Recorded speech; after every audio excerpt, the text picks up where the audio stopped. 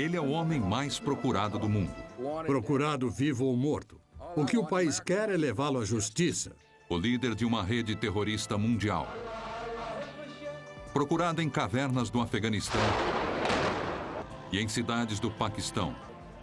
E 2 anos após o 11 de setembro, ele continua livre. Temos de achar Bin Laden. Deve ser capturado ou de preferência morto. Como Osama Bin Laden escapou dessa malha? Nós tínhamos Bin Laden e seu grupo encurralados e os perdemos. Esta é a história que você nunca ouviu. As missões secretas da CIA para capturá-lo antes do 11 de setembro. Estávamos sempre um pouco atrasados. O trabalho ainda não terminado. Ele tem seguidores fanáticos que lutarão até a morte para protegê-lo. Uma nova decisão e uma nova estratégia levarão à captura dele? Que impacto isto terá na guerra contra o terrorismo? Al-Qaeda e Bin Laden são apenas 2 componentes dentro do movimento do Jihad mundial. A procura de Osama Bin Laden.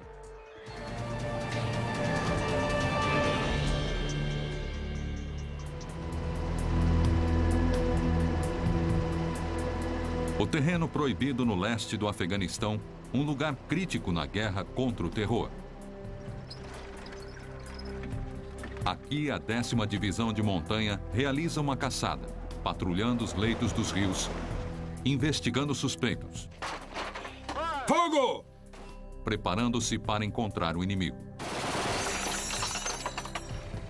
É assim que ocorre a busca pela Al-Qaeda, dia e noite.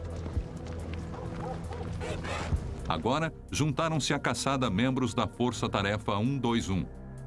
O comando de elite que tirou Saddam Hussein de seu esconderijo em dezembro de 2003. Senhoras e senhores, nós o pegamos.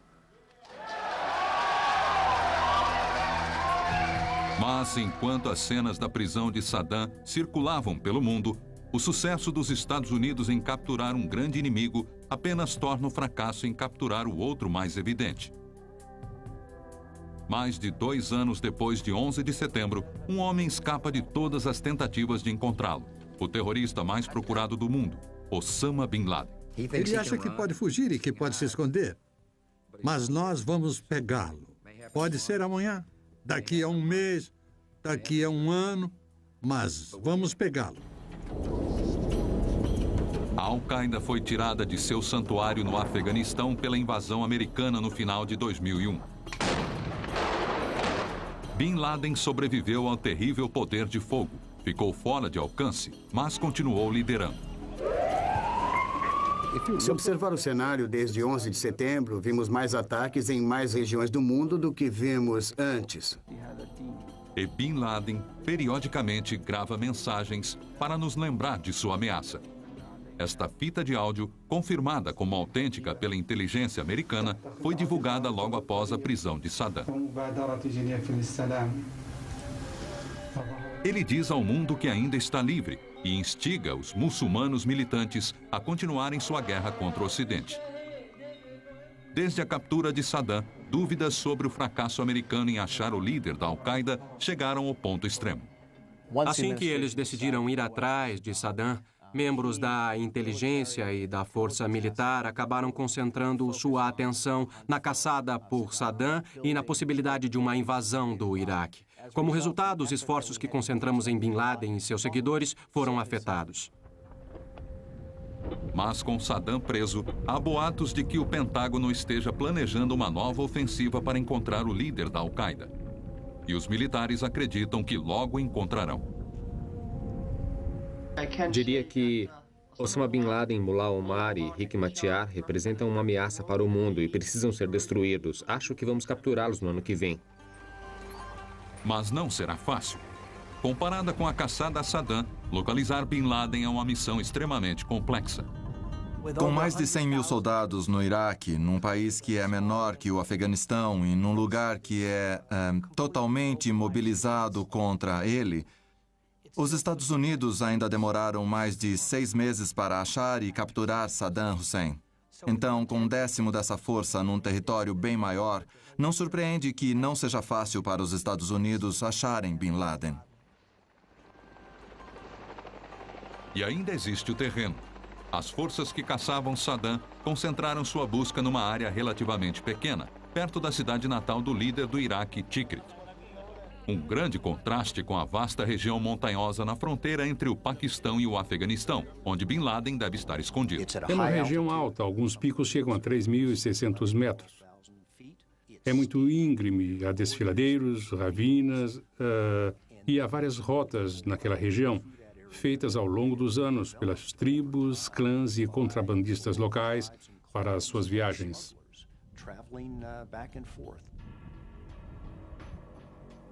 Tony Corrin, ex-comandante das Forças Especiais, diz que o problema não é só geográfico. Bin Laden tem um círculo de proteção que Saddam não tinha. A lealdade cega de um pequeno grupo de seguidores escondido com ele neste território inóspito. Ele tem seguidores fanáticos. Uma das coisas que podemos esperar quase com certeza é que eles lutarão até a morte para protegê-lo na tentativa de tirá-lo de algum esconderijo. E as chances de que alguém de dentro de seu grupo o entregue são bem menores que as que Saddam tinha. Enquanto Saddam inspirava medo em muitos iraquianos, Bin Laden conquistou a fidelidade de tribos locais que voluntariamente lhe dão um porto seguro. Não vamos conseguir isolá-lo em uma cidade, em um clã, uma tribo, como foi feito com Saddam, nem receber ajuda de membros próximos. Isso não vai acontecer. Os Estados Unidos podem enviar equipes de busca para estas montanhas, podem monitorar as atividades pelo ar e por terra, mas não podem dominar a região do modo como o Iraque fez.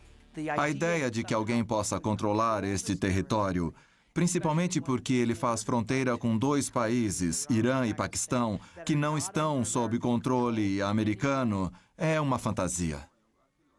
Pode parecer que Bin Laden está isolado em seu esconderijo, mas analistas acreditam que ele se comunica com seus seguidores pelo mundo através de uma mistura do moderno com o medieval.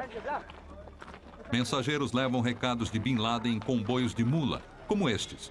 Outros enviam mensagens via internet em cafés nas cidades paquistanesas.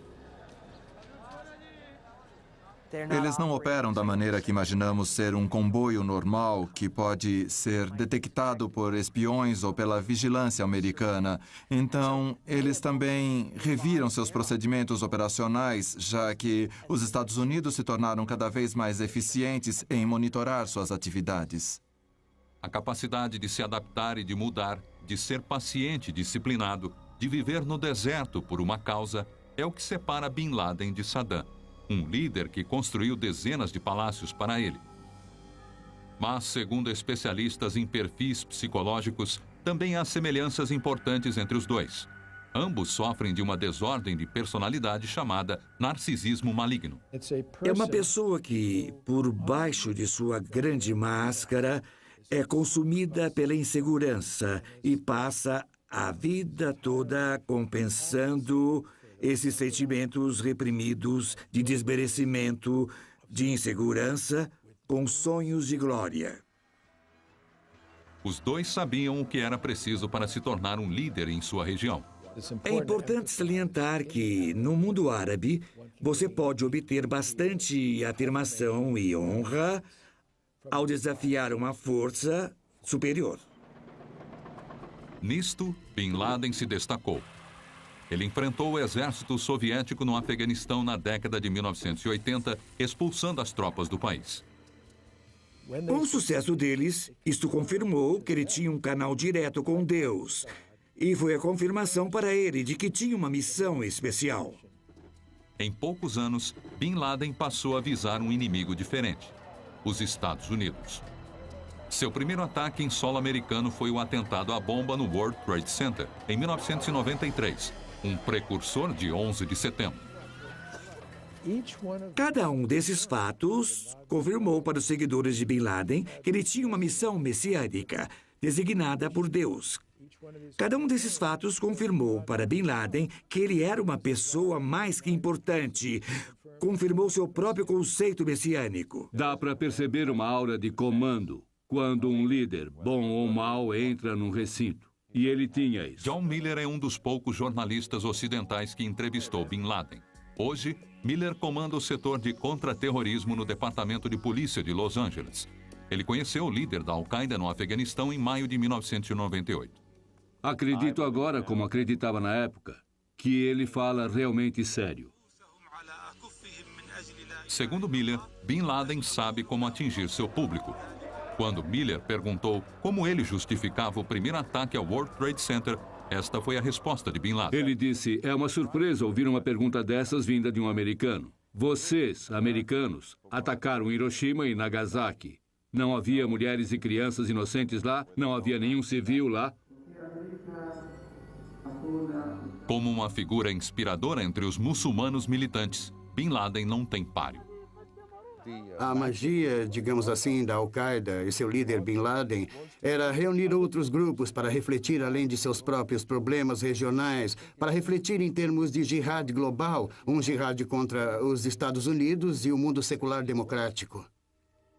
Enquanto o jihad se espalha, os Estados Unidos se aproximam da Al-Qaeda, reunindo informações através de documentos achados em casas de suspeitos, de interrogatórios de líderes da Al-Qaeda e de táticas aprendidas na caçada a Saddam. Creio que hoje os Estados Unidos estão mais perto de capturar os líderes da Al-Qaeda e Bin Laden do que jamais estiveram antes. Mas cada dia que Osama Bin Laden está solto é uma vitória para o jihad global. Durante anos, o líder da Al-Qaeda levou os Estados Unidos a uma busca inútil, mas houve alguns contatos próximos que somente agora foram revelados.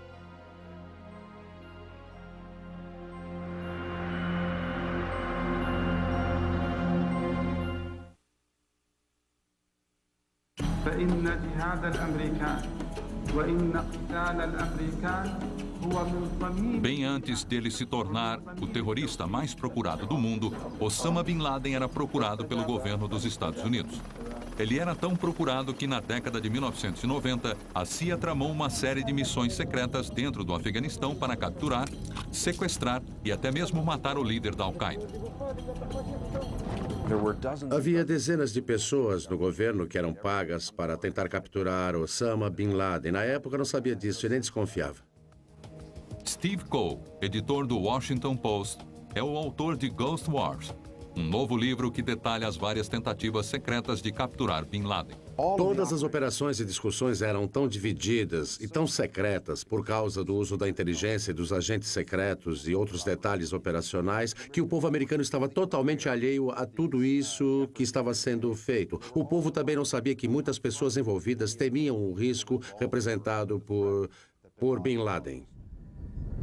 Quando Bin Laden despertou a atenção da inteligência norte-americana, o foco não era a guerra contra o terrorismo, era a Guerra Fria.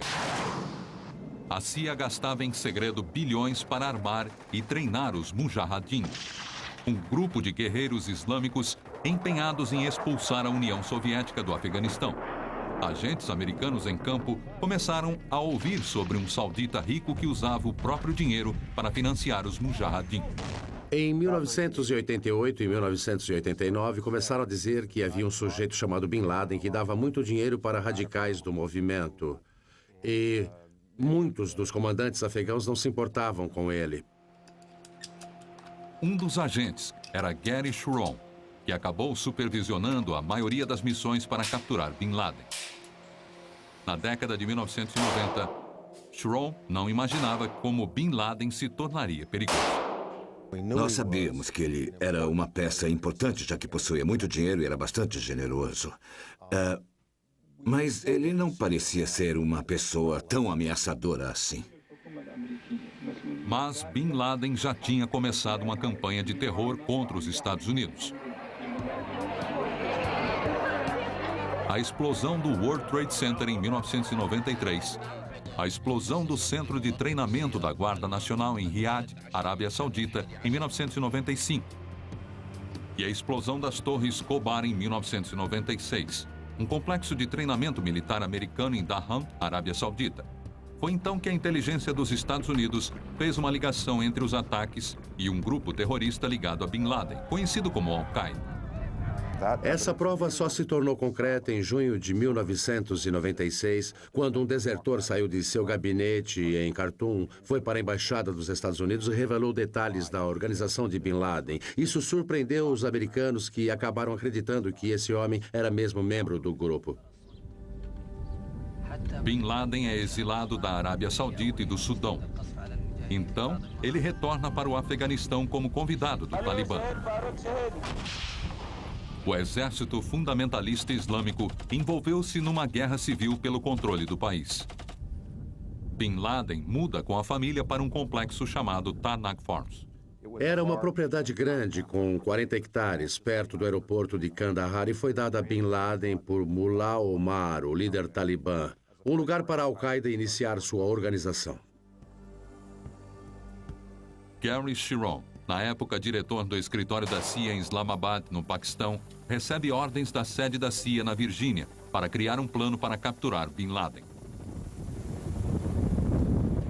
Sem nenhum agente da inteligência no local, Sharon fez uma viagem secreta ao Afeganistão para encontrar o líder da Aliança do Norte, o grupo que combate o Talibã, um homem carismático e bem relacionado chamado Ahmed Shah Massoud. Eu fui com o objetivo de perguntar a Massoud se ele concordaria em cooperar conosco para tentar capturar Bin Laden. E a verdade era que ele estava engajado numa guerra com o Talibã. E Bin Laden estava do lado do Talibã, no território deles. Então, seria difícil para ele. Massoud está disposto a eliminar membros do Talibã e Bin Laden, mas as ordens que Sharon recebe da CIA são justamente opostas. Bin Laden deveria ser capturado e retirado do país com vida para que fosse julgado por seus crimes. Sharon chegou ao ponto de vigiar lugares onde Bin Laden pudesse estar escondido, até que fosse seguro retirá-lo do país. Eles tinham providenciado uma caverna para Bin Laden se esconder durante 30 dias. Assim, a caçada iria diminuir e eles poderiam se movimentar. Nossas intenções eram sérias, nós íamos capturá-lo.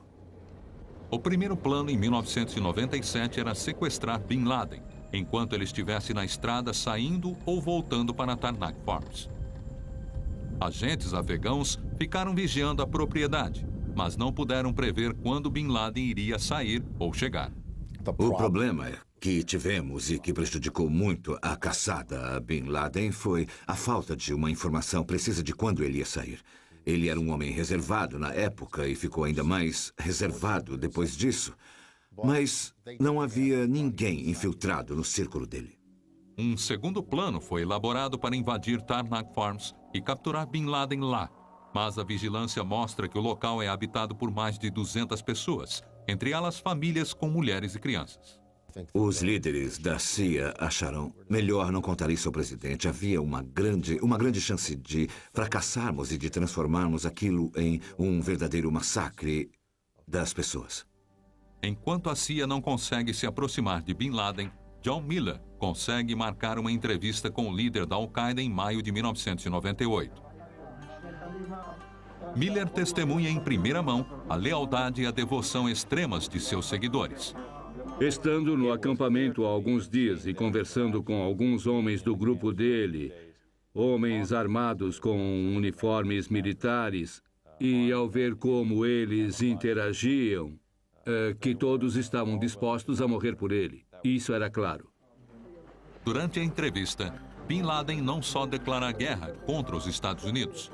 Miller afirma que ele arma o palco para o próximo grande ataque. Ele já sabia quando ia atacar, onde ia atacar e como ia atacar. Isso era basicamente para levar o crédito antecipadamente, para se mostrar na tela do radar americano e dizer: aqui estou eu sou uma realidade. O ataque acontece apenas 3 meses depois, dia 7 de agosto de 1998.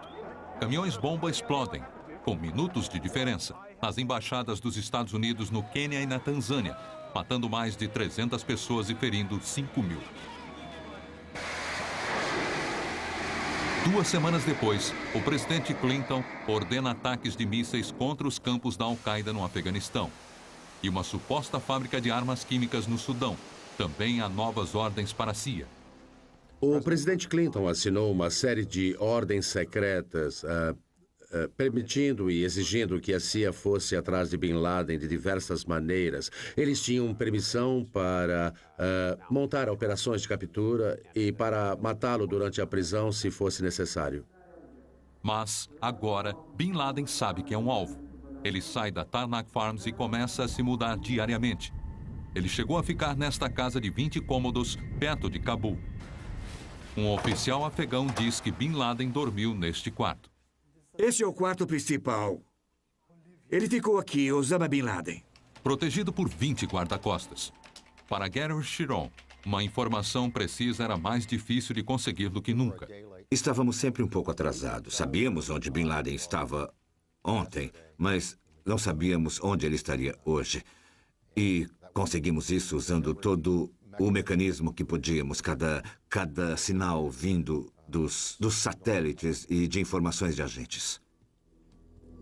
Chiron continua a trabalhar com Massoud no norte do Afeganistão e com agentes nas tribos locais do sul para reunir pistas sobre a localização de Bin Laden. Não entrem assim, entenderam? Ele também planeja algo maior e pede à agência de inteligência do Paquistão para marcar um encontro com Bin Laden no aeroporto de Kandahar, onde agentes americanos iriam atacar e prendê-lo.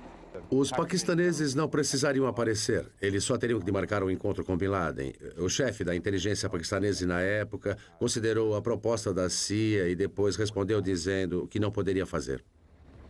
No início de 1999, a CIA finalmente consegue uma pista.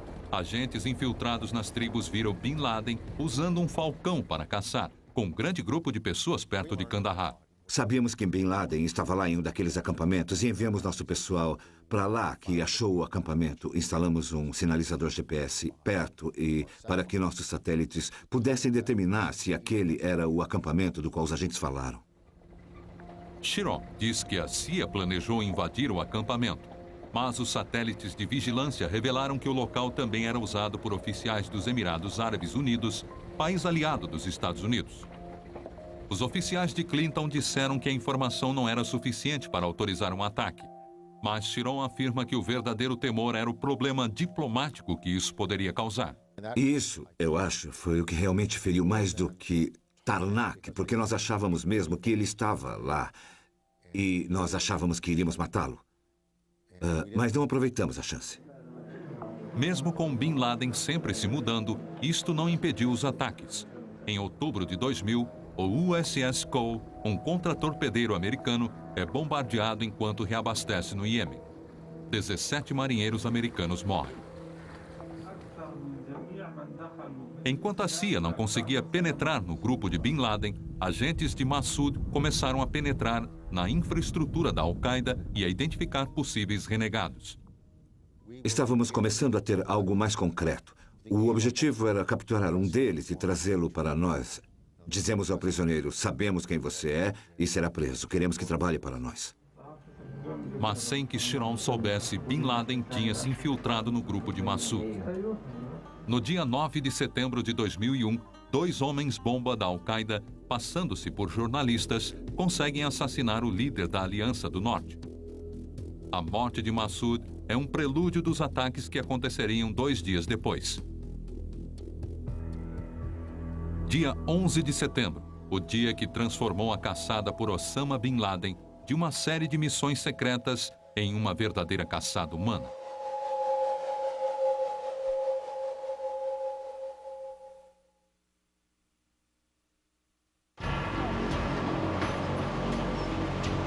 Três dias depois do 11 de setembro, com o fogo ainda queimando em Nova York, em Shanksville, na Pensilvânia, e no Pentágono, o presidente Bush aumenta a recompensa por Osama Bin Laden. Eu quero justiça. Há um antigo cartaz do faroeste onde se lê procurado, vivo ou morto.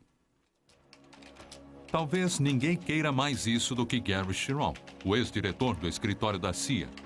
Em Islamabad, no Paquistão, depois de tentar e falhar em capturar Bin Laden diversas vezes na década de 90, Chiron diz que o desejo de achar o líder da Al-Qaeda é agora pessoal. Foi uma sensação de sermos feridos. Nós subestimamos o sujeito e queríamos nos vingar dele. Poucos dias depois, Chiron teve sua chance. Ele ficou encarregado de uma unidade especial da CIA que foi para o Afeganistão iniciar uma nova caçada a Bin Laden. A CIA achava que a equipe que deixou Washington no dia 19 de setembro estava preparada. Tínhamos 2 intérpretes de Dari, eu e outro sujeito, 3 oficiais com uma extensa experiência paramilitar, tínhamos um médico, um excelente oficial de comunicações. Quando a equipe chegou ao local, sabia o que fazer. A unidade restabeleceu contato com a Aliança do Norte e definiu a base para o ataque iminente ao Afeganistão.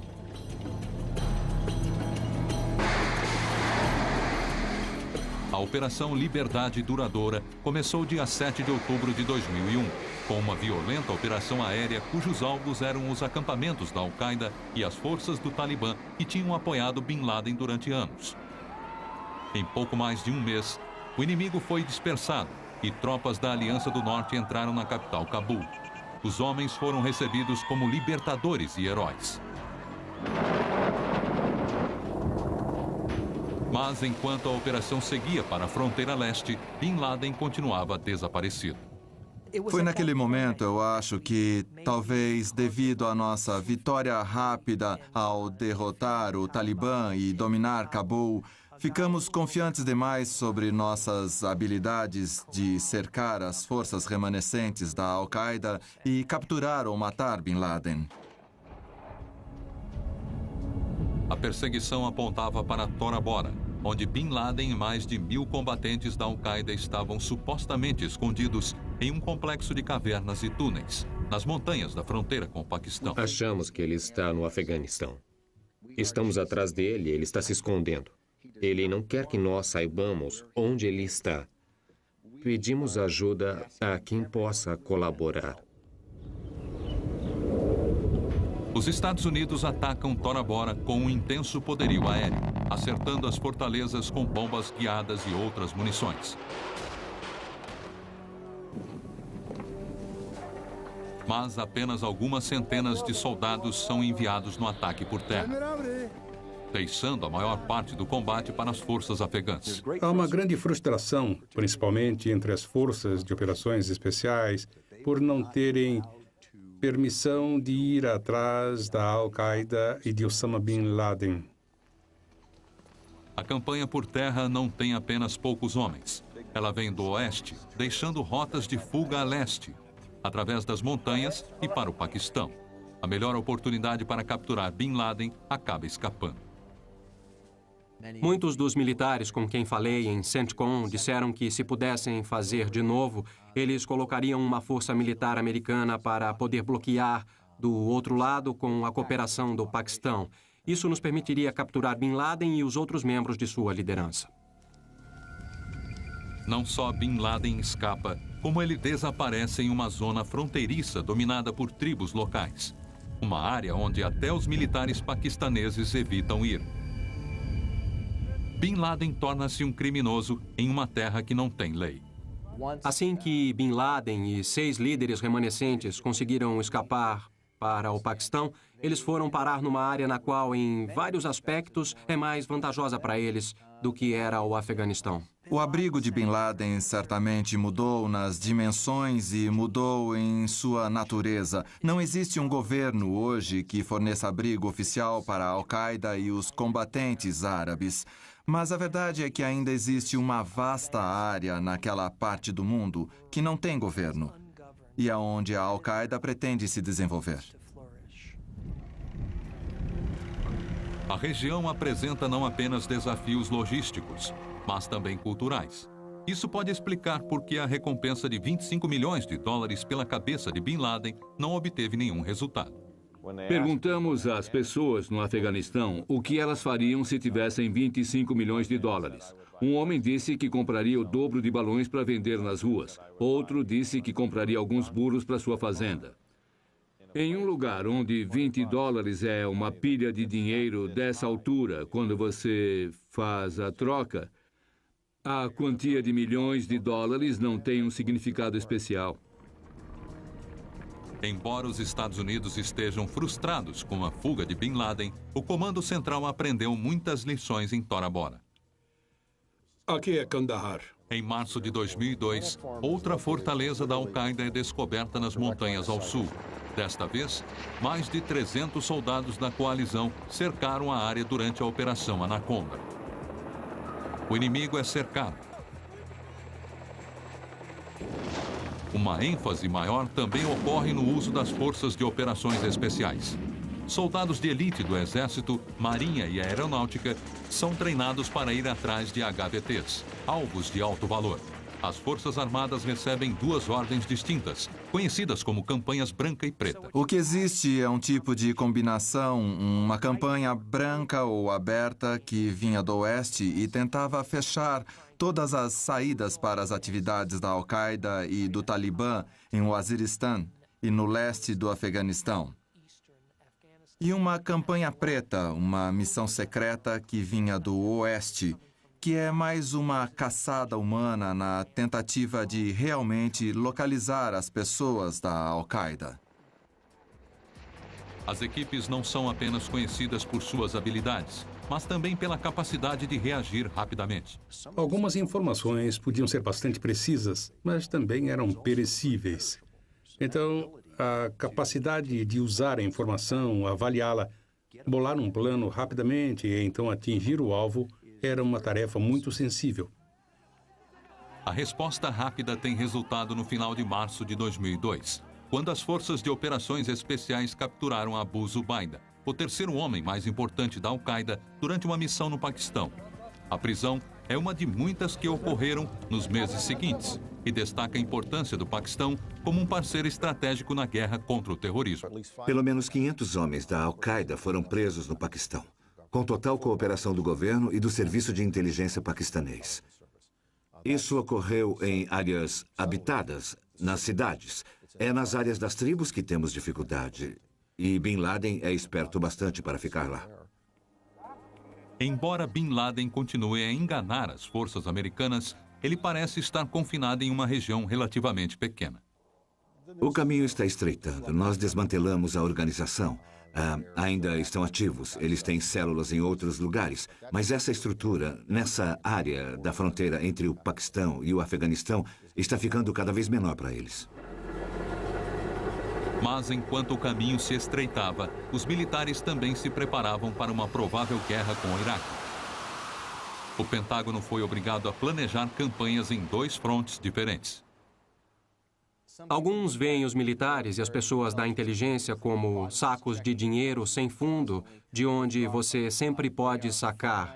Mas eles são fontes limitadas e finitas. Nós precisamos de muitos membros ativos para o tipo de operação que realizamos. Então pegamos alguns membros e os levamos para o Iraque. E como resultado, os esforços contra a Al-Qaeda na fronteira Afeganistão-Paquistão foram prejudicados. A guerra no Iraque foi uma campanha relativamente rápida, mas as forças americanas levaram quase 9 meses e um pouco de sorte para capturar Hussein. Foi quando Saddam levantou as mãos e o ajudaram a sair. Os obstáculos para aqueles que caçam Bin Laden numa área maior e com menos soldados são bem maiores. Se eu tivesse de enfatizar uma coisa que represente a caçada por Bin Laden e a tarefa dos militares americanos e da comunidade de inteligência, seria que eles subestimaram a dificuldade e o tamanho da área e o alcance da operação que seria preciso para obter sucesso aqui.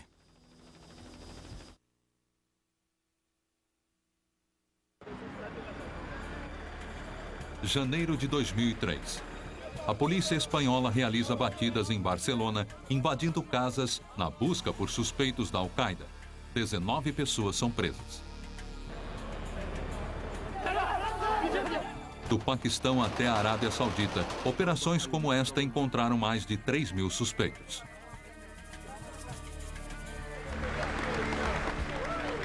Em seu discurso anual para o Congresso, o presidente garante que há um progresso na guerra contra o terrorismo. Procuramos a Al-Qaeda no mundo todo e quase 2/3 de seus líderes já foram capturados ou mortos. Esses líderes da Al-Qaeda incluem os supostos mentores do 11 de setembro, Hamzi bin Ashib, Khalid Sheikh Mohammed, Ridwan Islamuddin, mais conhecido por Hambali, um dos terroristas mais perigosos do sudeste da Ásia e membro do grupo de Bin Laden. Centenas de soldados da Al-Qaeda foram capturados também. Muitos estão presos na Baía de Guantánamo. Mas, apesar do sucesso, a ameaça está crescendo. Membros da Al-Qaeda escaparam da captura, fugiram para o Paquistão e Irã. e o problema se espalha no mundo todo. Podemos ver a Al-Qaeda como um ninho de vespas. Nós enfiamos a mão nesse ninho e elas ficaram agitadas, zangadas e saíram do ninho. A comunicação ficou mais difícil, a operação também, mas eles ainda têm o controle porque ainda há ataques terroristas de tempos, em grande escala, em algum lugar do mundo. A Al-Qaeda consegue atacar em grande escala por causa do treinamento que seus membros receberam no Afeganistão. Bin Laden financiava os acampamentos que formaram milhares de especialistas em bombas, peritos em vigilância e pessoal de logística. Terroristas confiantes que estão entre o legado duradouro de Bin Laden. Vemos esses grupos satélites trabalhando de modo eficaz no mundo todo. Maio de 2003. 3 conjuntos habitacionais na Arábia Saudita são atacados por homens-bomba. 35 mortos. 4 dias depois, uma onda de homens-bomba no Marrocos mata mais de 30 pessoas. Novembro de 2003. Na Turquia, 4 explosões matam quase 50 pessoas. Muitos desses ataques têm as características da Al-Qaeda. Mas especialistas em terrorismo dizem que é impossível Bin Laden orquestrar cada um deles. Sozinho ele não pode fazer isso. O que ele faz é mandar uma mensagem. Digamos, ele é como um líder espiritual. Sua mensagem é repetida por muitos outros seguidores no mundo todo. Há trabalhos da Al-Qaeda encomendados e aprovados por Bin Laden, como os ataques de 11 de setembro. Mas outros ataques com bombas são realizados por conta própria, com base nas afirmações de Bin Laden, por pessoas inspiradas por ele. Mesmo assim, há satélites. Há boatos de que Bin Laden se comunica com seus seguidores por meio de mensagens codificadas ou ocultas por e-mail e talvez salas de bate-papo. Outras vezes, ele pode transmitir suas mensagens abertamente, em fitas que são entregues para emissoras de TV árabes como Al Jazeera. De tempos em tempos, ele manda outra fita, outro fatwa, outra mensagem, outra ameaça. E se isso é para aterrorizar os americanos pelo poder de sua voz, ou se é para mandar uma mensagem para seus seguidores, não sei dizer, mas deve ser um pouco de cada. Essas fitas são vistas por muçulmanos militantes no mundo todo. Mesmo com os Estados Unidos tendo desorganizado a Al-Qaeda, prendendo seus líderes e simpatizantes, outros grupos terroristas pelo mundo estão ganhando força. Este movimento do jihad é composto por muitos grupos terroristas diferentes que são autônomos, que têm seus próprios líderes, seu próprio dinheiro, o próprio pessoal. É como uma cobra com várias cabeças, uma hidra.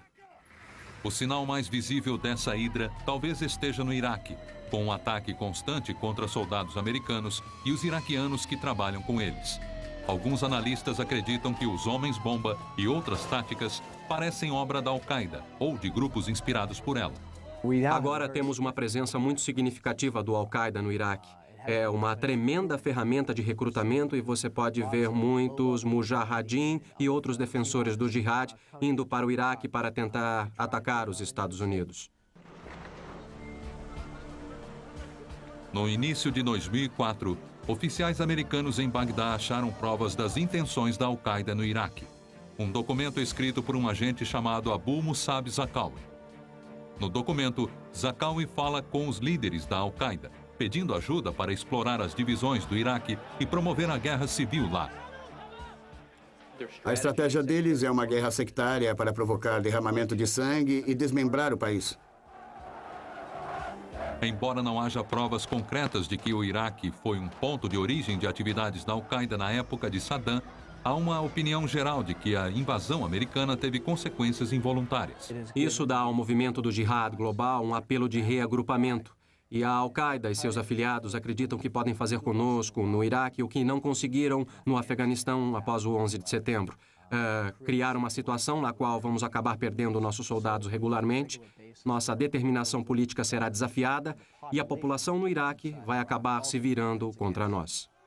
O Iraque pode ter se tornado uma ferramenta de recrutamento importante para a Al-Qaeda, mas enquanto Bin Laden permanecer livre, Ele é a arma mais poderosa da Al-Qaeda.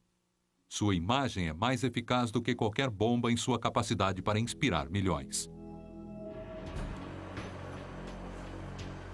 Dezembro de 2003.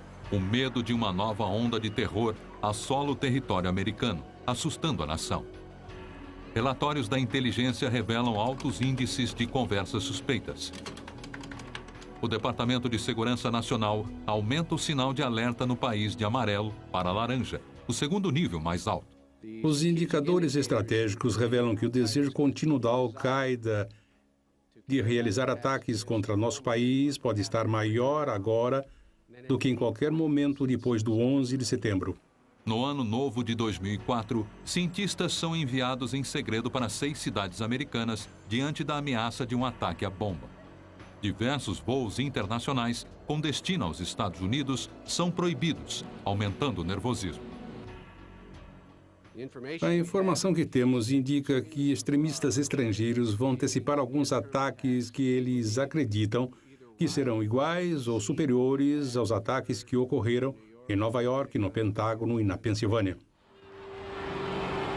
No final, a virada do ano transcorreu sem incidentes e o nível de alerta foi rebaixado. Enquanto o Pentágono começa a preparar suas tropas para a ofensiva em março, oficiais militares divulgam que o tempo estava se esgotando para o terrorista mais procurado do mundo. Vamos realizar algumas operações bem concentradas nos primeiros 6 ou 8 meses deste ano e que serão bem duras para a liderança dessas organizações terroristas. A esperança dos militares norte-americanos de que Bin Laden seria capturado logo origina-se em parte das lições aprendidas na caçada por Saddam. Foi o trabalho de pesquisa dedicado e secreto entre os amigos e a família que cercava o líder do Iraque que acabou levando à sua captura. O analista militar William Orkin diz que o mesmo empenho está sendo usado na busca por Bin Laden. Fechamos o círculo cada vez mais para entender os mensageiros, os membros que dão apoio, as fontes de alimento e transporte. Assim, lentamente, você monta a cena de como é uma rede. E enquanto mantiver um cordão de isolamento ao redor dessa área, você vai ter uma boa chance. Foi isso que aconteceu com Saddam Hussein. A maioria dos especialistas em terrorismo acredita que Bin Laden está escondido nestas montanhas, mas nem todos têm essa certeza. O melhor lugar para esconder uma árvore é na floresta. Num deserto, uma árvore grande como Osama Bin Laden se destaca. Mas depois que conheceu Osama Bin Laden, John Miller tem sua própria teoria. Creio que seria mais difícil para ele apoiar a operação da Al-Qaeda com mensageiros indo e vindo naquele vasto deserto onde qualquer movimento chama a atenção, do que seria se estivesse escondido numa cidade agitada, onde tudo está sempre em movimento.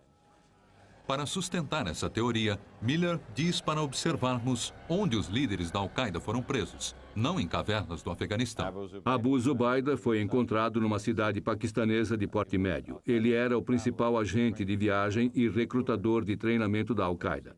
Ramzi bin al-Shibh foi encontrado num apartamento numa cidade paquistanesa depois de um longo tiroteio com a polícia. Khalid Sheikh Mohammed, que arquitetava os planos e dava apoio, também se escondeu numa cidade do Paquistão. Desde o 11 de setembro, o Paquistão se tornou um aliado importante, porém frágil, dos Estados Unidos na caçada por Bin Laden.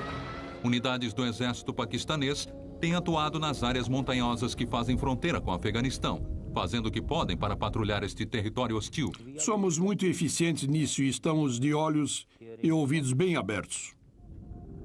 O exército paquistanês está tentando negar abrigo para outros combatentes da Al-Qaeda, trabalhando com as tribos locais que controlam esta região há séculos. O exército está construindo estradas e postos médicos, e as tribos, por sua vez, devem cooperar. Elas sabem que se alguém der refúgio a um terrorista, todos serão punidos. Se soubermos que estão ajudando alguém, então haverá sérias consequências. Enquanto a caçada continua, há boatos de que Bin Laden está doente, sofrendo de problemas renais e que foi ferido. Os Estados Unidos tentam reunir qualquer informação obtida nos interrogatórios dos prisioneiros da Al-Qaeda e em suas operações secretas. Há muita coisa acontecendo. Muita atividade, muita informação que reunimos. Técnicas delicadas usadas para obter informações. E há uma esperança crescente entre todos os envolvidos de que os Estados Unidos estão se aproximando de Bin Laden. Nós garantimos que Osama Bin Laden nunca vai sair da área a leste do Afeganistão e a oeste do Paquistão e, graças a isso e graças ao compromisso de que os Estados Unidos permanecerão lá cedo ou tarde, pessoas na estrutura da Al-Qaeda, pessoas importantes dentro do grupo vão ser capturadas e cedo ou tarde isso vai nos levar à captura ou à morte de Osama Bin Laden. A captura de Bin Laden pode não dar um fim ao terrorismo muçulmano militante, mas teria uma importância simbólica enorme para os Estados Unidos e acabaria com a inspiração mais poderosa dos terroristas no mundo todo, o rosto de Osama Bin Laden.